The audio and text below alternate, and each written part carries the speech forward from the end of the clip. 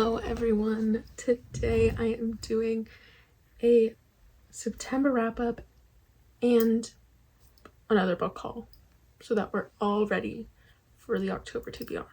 Okay, what I read in September. I read 11 books. This is my top reading month, which is crazy because I started a new job. So of those 11 books, 7 were romances and 4 were romanticies. I started off the month reading Icebreaker, finally. First book in the Maple Hills series. Icebreaker follows Stassi, who is a figure skater at the college, and Nate, who is a hockey player. Their school has 2 rinks, one for ice skating, one for hockey, and one of the rinks gets trashed.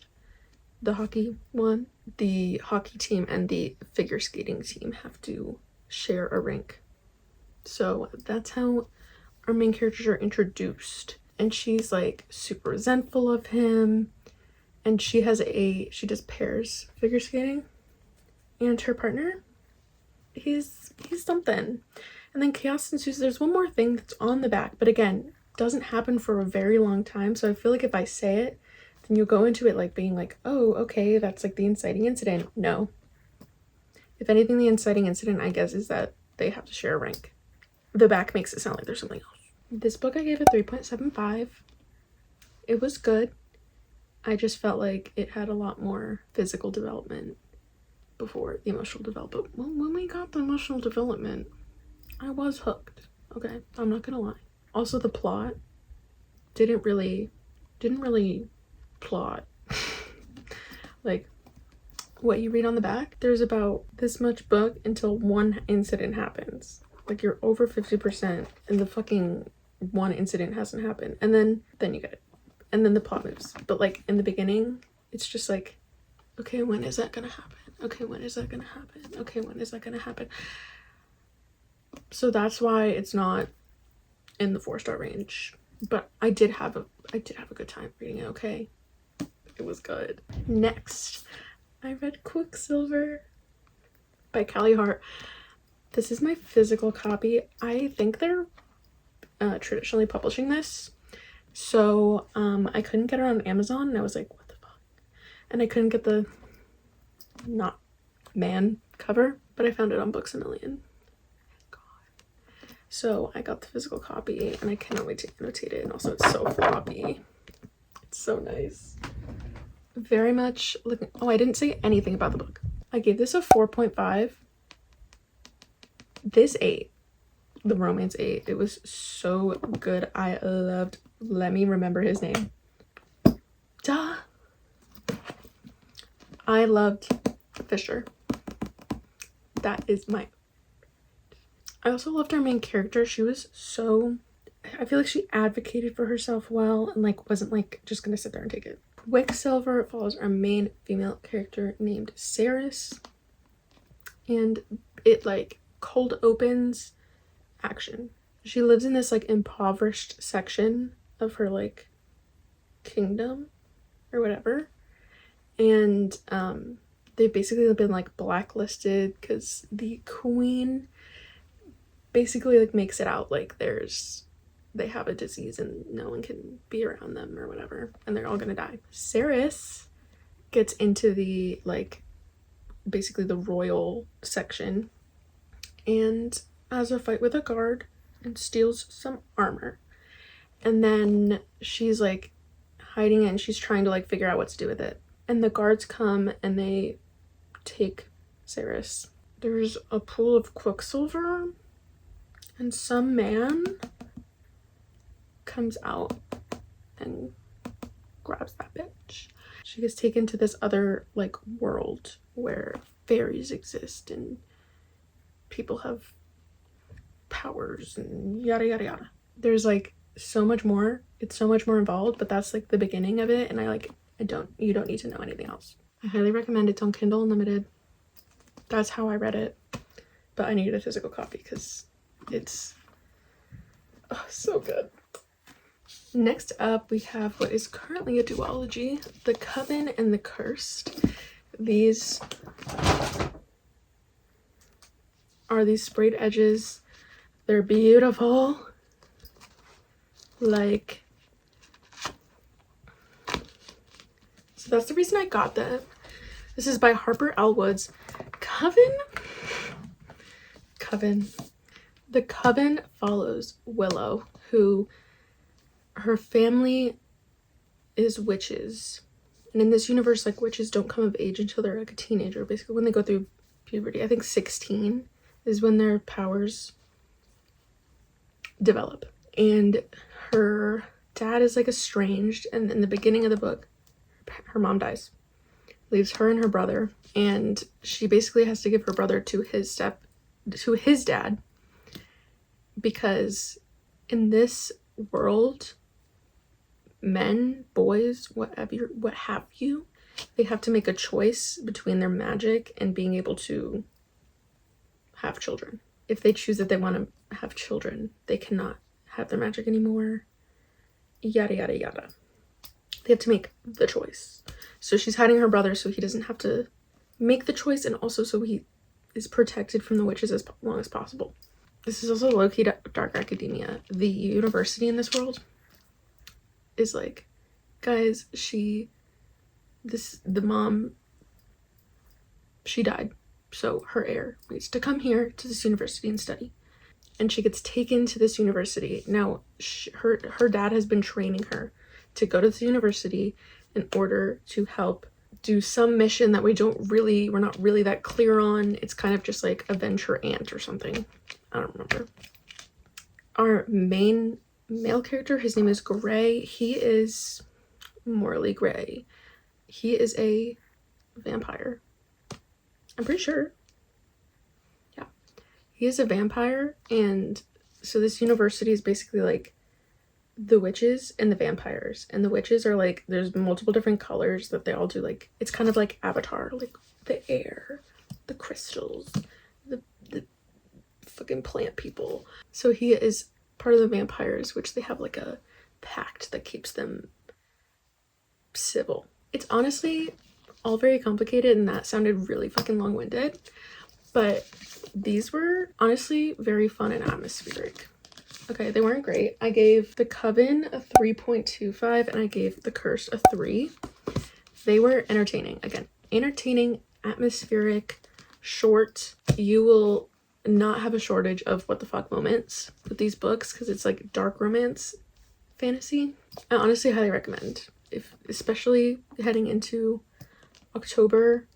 I feel like you could even read this into November. It's witches, but like, it's not like witch. So the reason it didn't get a higher rating is because it was all over the place. Okay, and I'm not afraid to admit it was all over the place, and like, it also was like a lot of spice, but the twists were twisting. I was invested. I immediately needed to read the second one after I finished the first, so the vibes were good. Was it the best thing ever written? No, but it doesn't need to be. Next, I finished up the Maple Hill series. First up is Wildfire, and I give this a 4.25. This one was so good.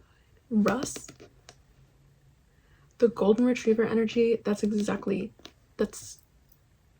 I want in a boyfriend, okay? Honestly, all I want is a golden retriever. And Aurora was so fun and like spunky, and like the way that their relationship developed, like, felt very emotionally charged, and then like the spice was just like an additive thing. It wasn't this is all they had, which was what my issue was with this book. Follows Aurora and Russ. Aurora gets invited to go to a hockey end of year party. Russ is on the hockey team, and they're at the party, they get to talking, they have a one-night stand. Then they're like, oh my god, I'm never gonna see them again, like, whatever. We go to summer camp, and they're both counselors at the summer camp. Oh, that's awkward.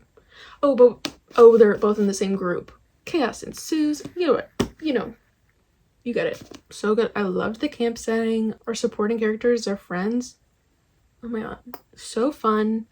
The kids, because they're at a summer camp, also very good. I highly recommend, if you didn't love Icebreaker but you like whatever I just said, this is the book for you. This book is so good. Then I read Daydream, which was a 4.5. Honestly, like, I might bump it up to a 5 if I'm being so painfully honest. Daydream follows Hallie, who is this, like, she's super smart, super, like, dedicated student, just broken up with her boyfriend, who is not great with her, and she's very, like, inexperienced. Like, she's had this boyfriend, but, like, they only kiss, like, she didn't go on dates, like, nothing.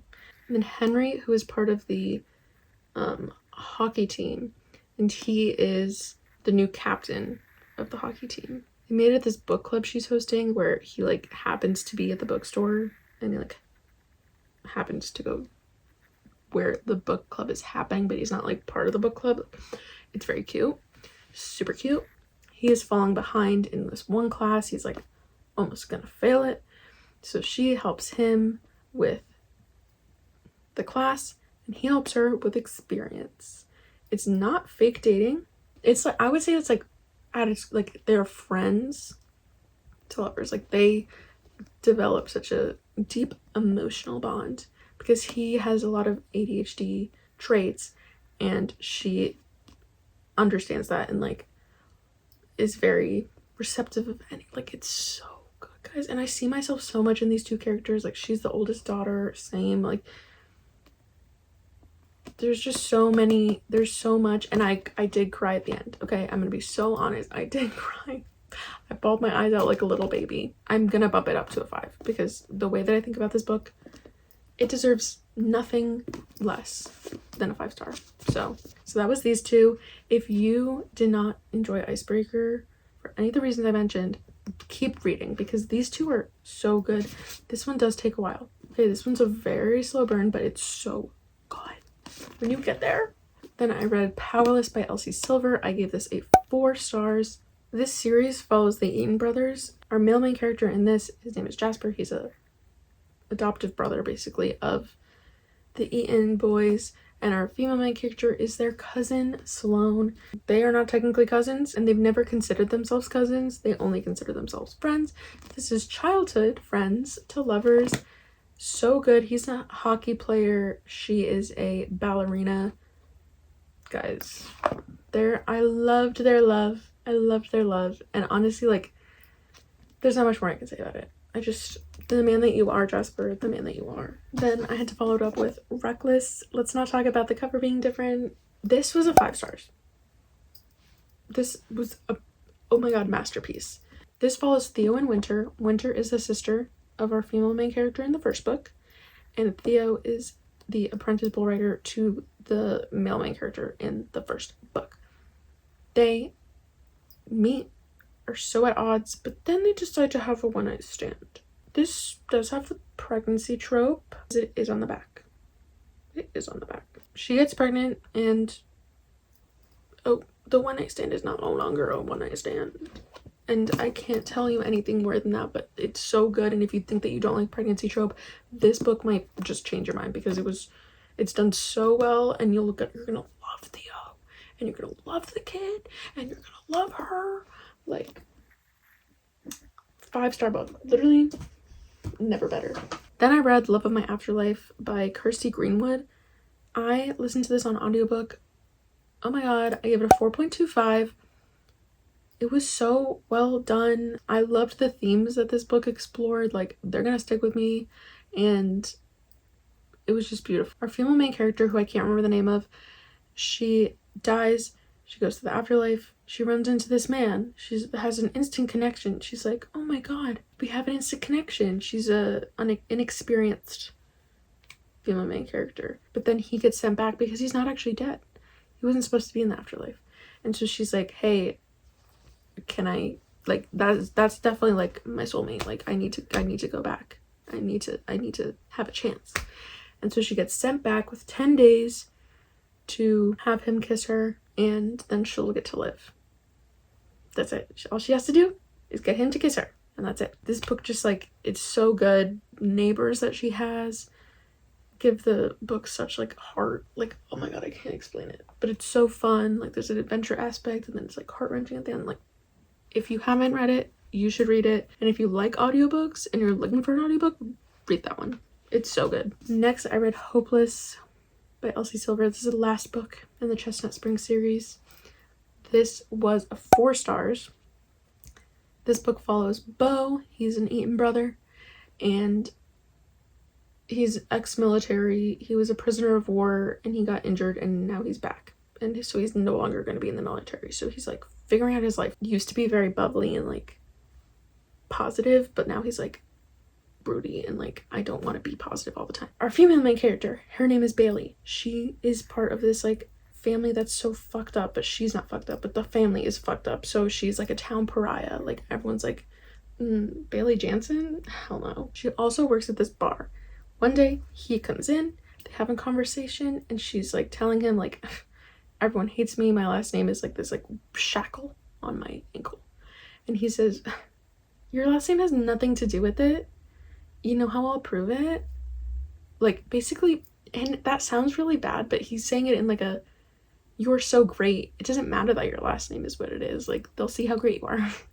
And she's like, no dude, it doesn't matter. So they make a deal, and he's like, well, if that's the case, then I'll give you my last name. We are now engaged.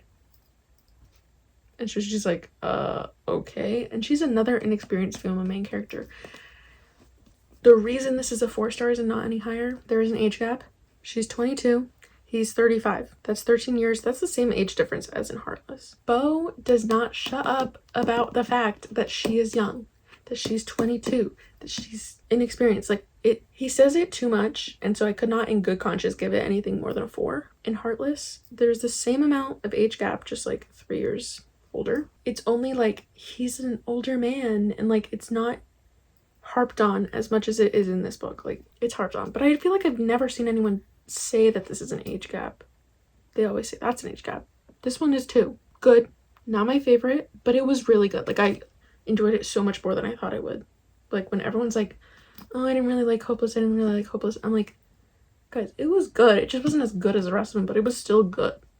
Like it's still worth reading. The last book is Immortal Dark by Tikist Girma. This was a 4.75. I literally just finished reading this yesterday. This is October 1st while I'm filming this. I finished this the last day of September. Enjoyed this book so thoroughly. This is dark academia, vampires, enemies to lovers, enemies.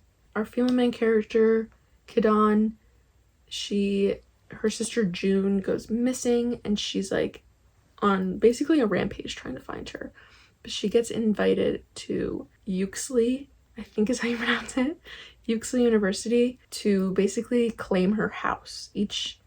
The world is very complicated, but there are houses of families within the university, and she is like, her and her sister are like the last heirs to that house. So she gets invited. She can take over the house and like be the sole owner if she passes this certain course and she masters her house. Now the issue is that there is a vampire living in the house. Each family has family vampires, and he is living in the house, and if he lives in it for 28 days straight, like without her, he gets to be the owner of the house. So she has to live there and go to this university in order to stop that. His name is Sisenios. I apologize if any of this is not making sense, but he's and now I have to say another word that doesn't make sense. This is the word.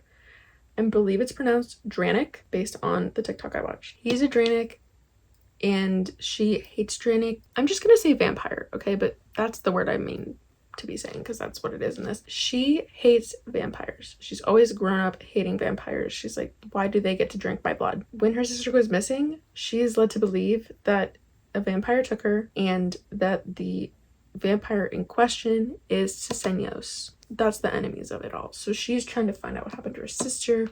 She doesn't like him, but he's living in the house, and they are at odds, and oh my god, there's so much more that happens. But I was hooked from like page 1, not kidding. Like I was so hooked in the story, and it was so good, and I'm so mad that this just got published and there's not going to be another book for like probably at least a year, because this was so good, and it's part of I think it's going to be a trilogy.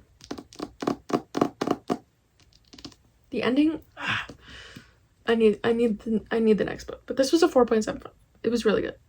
All that being said, super good. Finally, we are done with that wrap up. All right, that is the end of the wrap up. Now we got a little book haul. Make this super quick. I have been doing so many book hauls. There were 2 in the last video I did. I need to stop, and I'm going to stop until Christmas at least.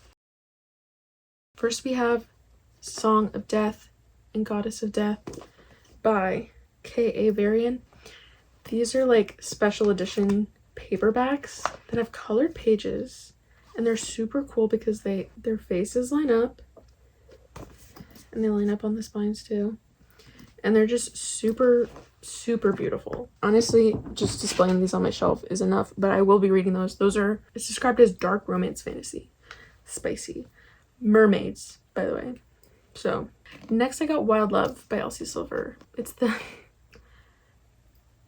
yes, I have not read this book yet. I do in fact already own it, okay, but like I did not get the mountain cover, and I didn't know that was a thing until I got Wild Eyes, and I said, hold up, those are not the same in the slightest. I hate when that happens. But then I found out that Target still has the mountain covers. They're gonna line up in the whole series and like be a whole thing. So yeah, I got another copy of Wild Love, but this one is like a darker pink. Probably going to donate this. I went to Barnes & Noble and I did some damage, guys. First I got Fourth Wing paperback with the sprayed edges, guys. I couldn't resist. I do have 2 other copies of this. I have a Etsy sprayed edged version of the first book and the Christmas special edition, and now I have this. Yeah, that's a problem. I don't even know if I'm gonna get the next book in the series. But this book was so good, and like I just couldn't resist. I kept seeing people hold it and I was like, I need that. And I love paperbacks, guys. I love sprayed edges, which you are going to see, but I love paperbacks like more than anything. Next we'll do like why I went to Barnes & Noble in the first place. It's October 1st, so Nothing Like the Movies came out by Lynn Painter. This is the sequel to Better Than the Movies. This is the Barnes special edition, so it's like this yellow orange. Yeah, I don't know if I'd like wanted the purple, but like this is what they had at Barnes, and I was like, I'm not gonna complain. And then I was at the table and I saw sprayed edges and I couldn't resist. I got Betting on You with these adorable sprayed edges. Okay, adorable. I have the Do-Over with the sprayed edges, the like white with blue hearts. So I was like, I need to get another one in the sprayed edges. And then I saw Better Than the Movies has sprayed edges. So I couldn't resist getting the sprayed edge version of this book. Yes, I do already have the book.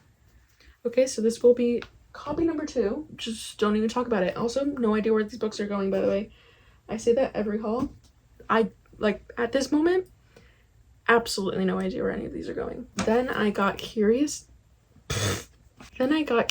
Tides with these purple sprayed edges with the moon. This is the Barnes special edition. It's also their monthly pick in October. I have had this, I don't know who I saw talk about it, but there's a lot of like fantasy romantasy books that I hear someone talk about or I see on TikTok or whatever, and on my Storygraph, I find it, I add it, bada bing, bada boom. This one I added a while ago, not too long ago, but a while ago, and it was like the blue, and I think it just got traditionally published in this beautiful edition. No idea what it's about. I know it's YA. Must have something to do with the moon and tides. Ooh. Oh, that looks absolutely devastating, so that's cool. This is by Pascal Lascelles. I'm very excited for it. I saw it on their monthly picks and I was like, oh my god, I've wanted that book, and now it's like in the stores, so, and in this beautiful edition, so I must get it, guys.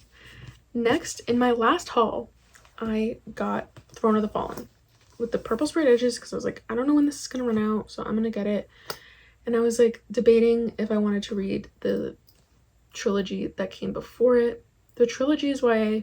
That book is adult. When I tell you I was about to walk out of the store And then I did look at the spreads, because that's what they call them in Barnes. The spreads table in the YA section. And I saw these books. I unfortunately could not resist. So I got Kingdom of the Wicked. I have not seen anyone with these editions. I don't know if they must have just come out. It's white with purple and like gold. Look at that. And purple sprayed edges, of course. Guys, this is gorgeous. Like, they're usually black like this. Okay, keep that in mind for the next two. Kingdom of the Cursed, blue. Guys, like, Kingdom of the Feared in this like dusty rose, like, oh guys. I like cannot wait to read this trilogy. Like, oh my god. This was the best thing I could have found, and I'm not kidding when I say I grabbed these three. I have 1, 2, 3, 4, 5 books in my hand already. I had 5 books in my hand, and I was like, unfortunately, I need all of 3 of these. Unfortunately, I must do it. I grabbed them, and I fast power walked my way all the way to the register. I was like, I cannot look at anything. I must tunnel vision on the register because 8 bucks is insane. But thank God I have my Barnes card and I have whatever discounts. These are so gorgeous. Like, I honestly like cannot wait to read these books. I think I'm gonna do like them in winter. That's what I'm feeling. So these are all the books I got. So gorgeous, so beautiful, so beautiful. I'm gonna try to do an October TBR. I've never made a TBR before. And then hopefully I can make a reading vlog out of what I pick. So thank you for watching, and I will see you in the next video. See you next time. Ew.